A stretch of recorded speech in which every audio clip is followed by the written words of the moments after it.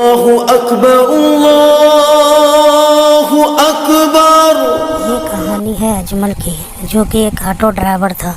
अजमल की अब तक शादी नहीं हुई थी, लेकिन अपने बुरे माँ बाप का वो इकलौता सहारा था। अजमल, इतनी धूप में कहाँ जा रहा है बेटा? आज रहने दे, आराम कर। माँ, धूप हो या बारिश, मुझे काम पे तो जाना है। लेकिन बेटा, तेरा रोजा भी है और तू कैसे गाड़ी चलाएगा? भूखा प्यासा है इतनी धूप में, और फिर तो अम्मी, रोज़ा और काम, ये दोनों ऐसा है जो इनमें से मैं किसी को भी नहीं छोड़ सकता हूँ। और आप मेरी फ़िक्र ना करें, अल्लाह निगहबान है। सबकी हिफाजत अल्लाह करता है और सबको हौसला देता है। और अम्मी, ईद की अब कुछ ही दिन बाकी है और ईद इस बार ज़रूर मनाएंगे, ये मेरा वादा है। इतना कहकर अजमल घर से निकल गया और वह बड़ी उम्मीद लेकर ऑटो बीच चौराहे पे जाकर खड़ा हो गया। काफ़ी घंटा बाद भी अजमल को एक सवारी भी नहीं मिला। इधर आसमान से आग बरस रहे थे। अजमल रोज़ा भी था, लेकिन वह हिम्मत नहीं हारा। अपने ऑटो से उतरकर सवारी का इंतज़ार करने लगा। आइए आइए साहब, कहाँ जाएंगे आप? घंटा घर या बड़ी बाज़ार? नहीं तो फिर कहाँ जाएंगे? ये रहा मेरा ऑटो, आप जहाँ जाएंगे वहाँ मैं आपको छोड़ दूँगा। अरे चलो हटो हटो, आगे से हटो। या मेरे पास गाड़ी नहीं है जो मैं तुमसे बोलूँगा जाने के लिए? हटो, आगे से हटो। अच्छा साहब, माफ़ कर दीजिए, आप जाइए। अजमल उस दिन काफ़ी देर तक इंतज़ार करता रहा, लेकिन एक भी सवारी नहीं आया। उसके सामने एक चाय की दुकान थी, जो अजमल से बोला, अरे भाई, खुद को क्यों जला रहे हो धूप में? आज कोई सवारी नहीं मिलेगी। ऐसा क्यों चाचा? आज कोई नज़र नहीं आ रही है। ऐसे तो बहुत सारी भीड़ लगा रहता है। यहाँ से थोड़ी दूर रोड का काम शुरू हो गया है। ना हाईवे से किसी को आने दे रहा है और ना ही किसी को जाने दे रहा है। जब तक रोड का काम नहीं हो जाता तब तक ऐसा ही रहेगा शायद। हम भी घर जा ही रहा हूँ, तुम भी घर जाओ। अजमल थोड़ा उदास हो गया था, लेकिन वह हिम्मत नहीं हारा। वह अपने गाड़ी उठाया और दूसरे शहर की ओर चल पड़ा। अभी थोड़ा दूर चला ही था कि हाईवे पे उसको एक गाड़ी खड़ा हुआ नज़र आया। वह एक व्यक्ति अपने माथे से पसीना पोंछ रहा था। देखने ही से पता चल रहा था कि गाड़ी ख़राब है और वह आदमी बहुत परेशान है। साहब, क्या हुआ? गाड़ी ख़राब है क्या? अरे हाँ भाई, पता नहीं आज किसकी मनहूस शक्ल देख के निकला था रास्ते पे, और मेरी गाड़ी भी बंद पड़ गई है, और ऊपर से ये गर्मी, और मेरा रोज़ा भी है। समझ में नहीं आ रहा है कि मैं क्या करूं। अफ्तारी तक घर कैसे पहुंचूंगा, समझ नहीं आ रहा। अरे साहब, परेशान ना हो, मुझे शहर से हट के एक रास्ता पता है जो कि सीधे हाईवे से दूर है। उस रास्ते से हम शहर के दूसरी तरफ पहुंच जाएंगे। फिर वहां से आपको जहां जाना है फिर चले जाना। तो फिर चलो, चलते हैं। उसका नाम आरिफ था। वह बड़े कंपनी का मैनेजर था। उस दिन वह ज़रूरी मीटिंग से जा रहे थे। वह आरिफ अजमल से पहले भी कभी मिल चुके थे। भाई, ऐसा क्यों लग रहा है कि मैंने तुम्हें पहले भी कहीं देखा है? देखा है ना साहब, मैन चौराहे पे, और मैंने आपसे ऑटो के लिए पूछा था। अच्छा, अरे हाँ, याद आ गया, अब मुझे याद आ गया। भाई, मुझे माफ़ कर देना, उस टाइम मैं बहुत जल्दी में था, इसलिए मैं आपसे बात नहीं कर पाया। और आज किस्मत का खेल देखो, आज आपका ही ऑटो में बैठा हूँ। वैसे आपको जाना कहाँ है और आपका घर कहाँ है? अरे भाई, वो रामपुर में बड़ी मस्जिद के पास जाना। जी जी जी, समझ गया हूँ जी, आपको मैं अफ्तारी से पहले पहुँचा दूँगा।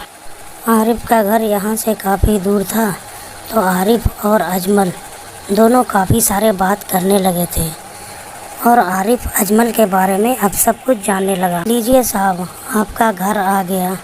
शुक्रिया भाई, सही वक्त पे तुमने घर पहुंचा दिया। इफ्तियारी का वक्त होने ही वाला, ये लो अपने पैसे। अजमल को पैसे देकर जैसे ही आगे मुड़ा, उसे अचानक कुछ याद आया।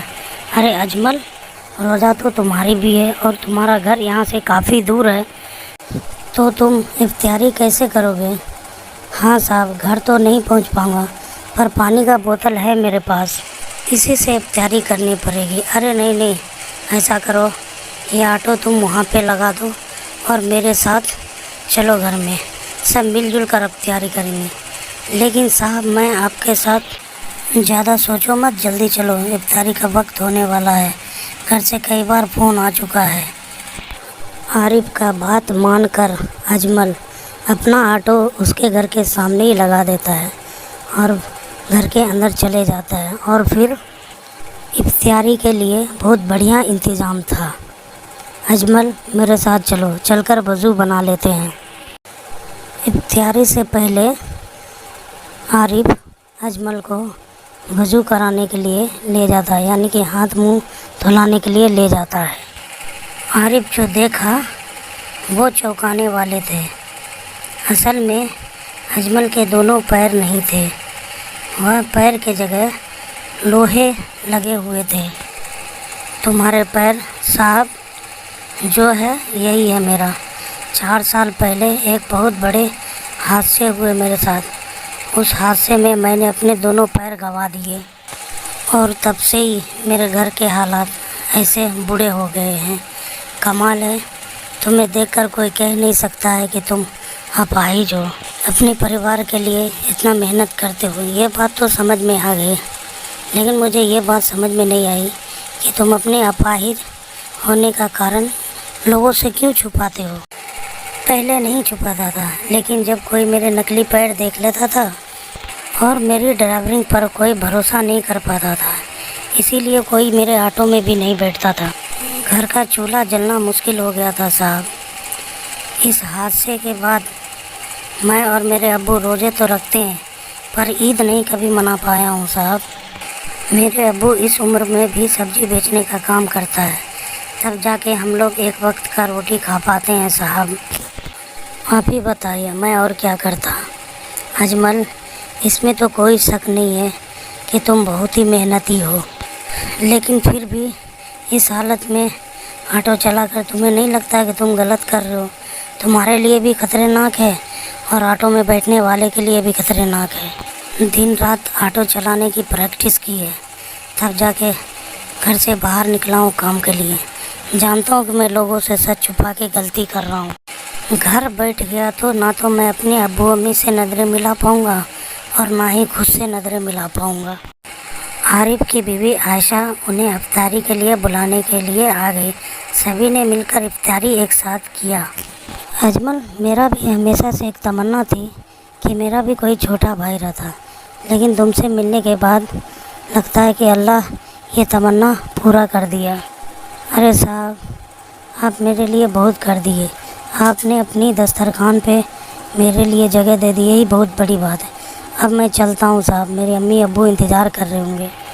आरिफ अजमल को कुछ पैसे दे देता है, लेकिन अजमल ये पैसे लेने से इनकार कर देता है। आरिफ कहता है, ठीक है, मैं किसी दिन तुम्हारे घर आऊँगा, अम्मी के हाथ से खाना खाने आऊँगा। तुम भले मुझे अपना बड़ा भाई मत समझो, पर मैं तो छोटा भाई समझता हूँ तुमको। यह सुनकर उसके आँख से आंसू आने लगते हैं और आरिफ के दिए हुए पैसे अपने पास रख लेते हैं। ईद के दिन, अस्सलाम वालेकुम अजमल, ईद मुबारक। वालेकुम अस्सलाम भाईजान, आपको भी ईद मुबारक। बैठिए ना भाईजान। अम्मी वो सेवई? हाँ बेटा, अभी लेके आई। आरिफ के वजह से काफ़ी सालों बाद अजमल के घर में मिठास की रस सभी ने चखा। खाने के बाद अजमल के अब्बू अम्मी ने भी इसके लिए शुक्रिया अदा किया। अजमल, अब मैं चलता हूँ, यहाँ आकर मुझे बहुत अच्छा लगा। और हाँ, ये लो तुम्हारी ईदी। भाईजान, ये इसकी ज़रूरत नहीं है, करके देखो, उसके बाद बात करना। वह एक बॉक्स था जो आरिफ की गाड़ी की चाबी थी। अजमल को कुछ समझ में नहीं आ रहा था। क्या सोच रहे हो? ये मेरी गाड़ी की चाबी है और ये अब तुम्हारे पास ही रहेगी, और अब ये मेरी गाड़ी मेरे लिए तुम चलाओगे। जब तुम्हें भी खुद से ज़्यादा भरोसा है तो मुझे भी। और हाँ, अब तुम्हें ये मजबूर किसी से छुपाने की ज़रूरत नहीं है। आरिफ ने अजमल को अच्छी तनख्वाह पे नौकरी दे और उसे अपने पास रख लिया। अजमल को ईदी के तौर पे अच्छी नौकरी और माकूल इनाम मिल गए।